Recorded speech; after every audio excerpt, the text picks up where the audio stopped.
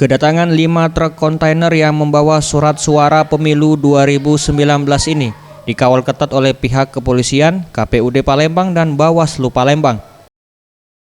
Ketua KPUD Palembang Eptiani menjelaskan, pengiriman surat suara ini merupakan tahap pertama.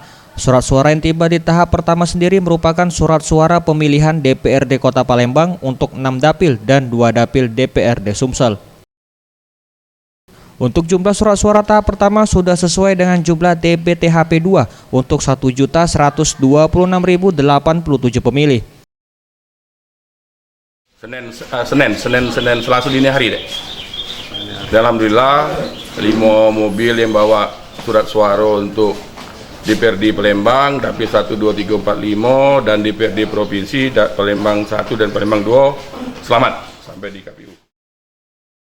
Saat ini surat suara disimpan di kantor KPUD Palembang dan disegel dengan 3 unit gembok, dan 3 kunci gembok tersebut dipegang oleh pihak KPUD, Bawaslu Palembang dan pihak kepolisian, sehingga untuk membuka ruang penyimpanan harus dilakukan bersama.